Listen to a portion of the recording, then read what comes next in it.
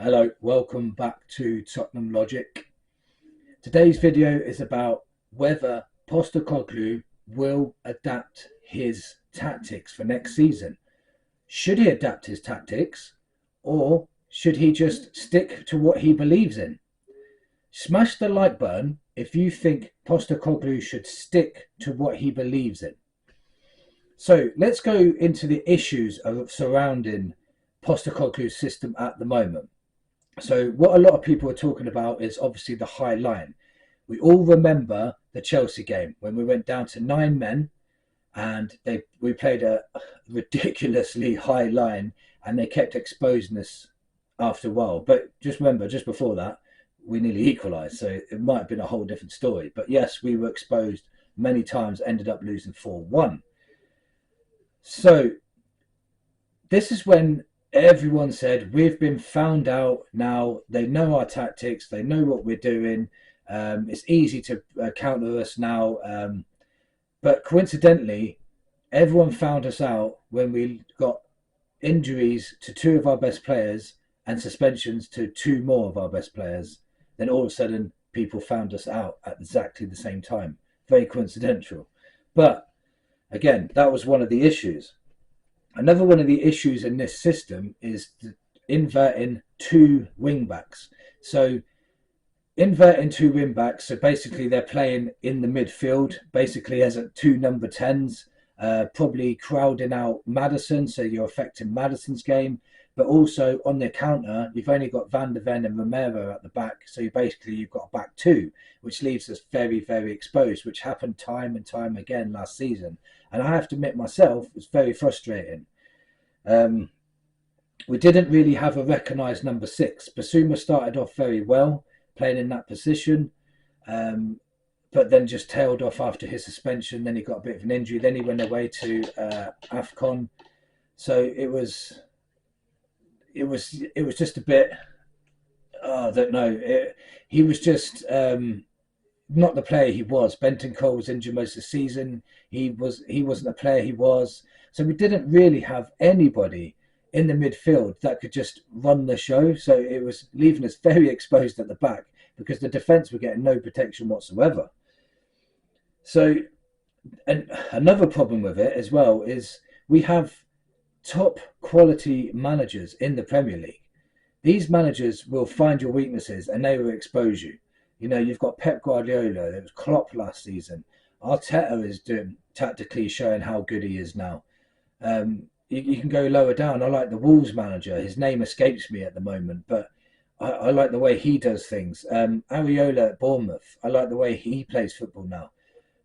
There's so many good managers in that league that you just think to yourself, maybe tighten up a little bit. Maybe when we're 2-0 up, tighten up. But then is that him not then believing in himself and believing that this tactics works? Because it's worked everywhere else. It's worked in Australia. It's worked in Japan. It's worked in Scotland. But none of these leagues are the Premier League.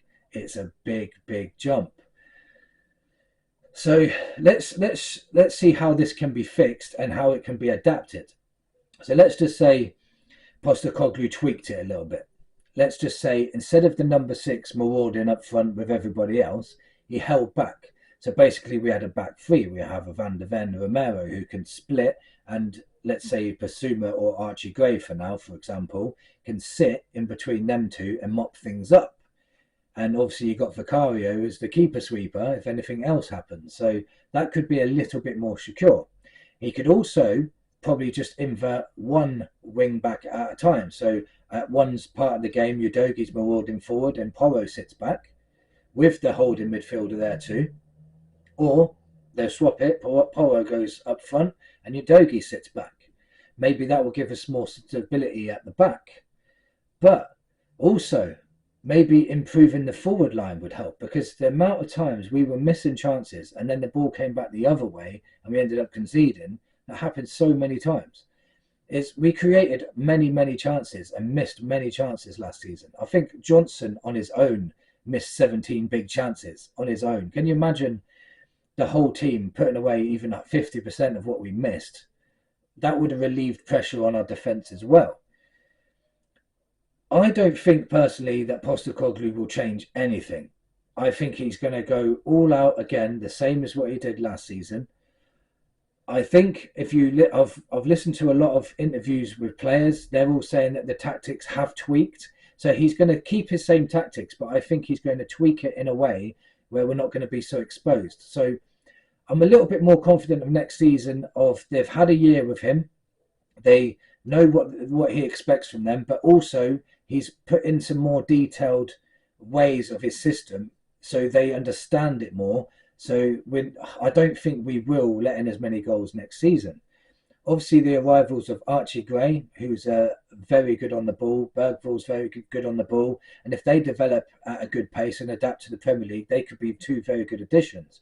Also, we've got Dragushin, that, you know, if something happens to Van der Ven or Romero, at least we've got cover at the back, who is pretty decent. He's not slow either.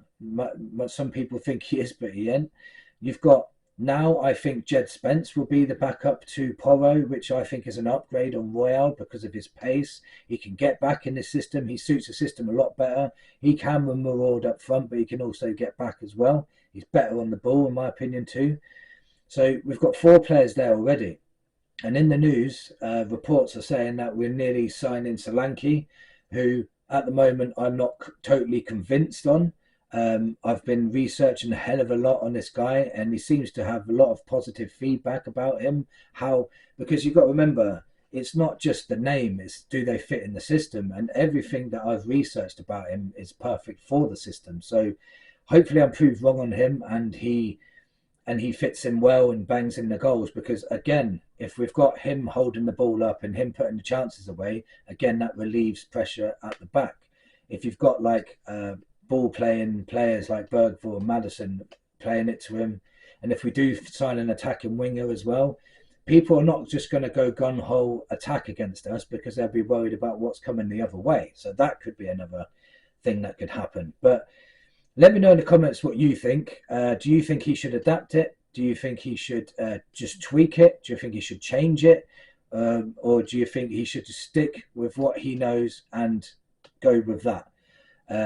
And do we need better players, even more players? How many signings do we need for this system to work? And what players do we need for the system to work?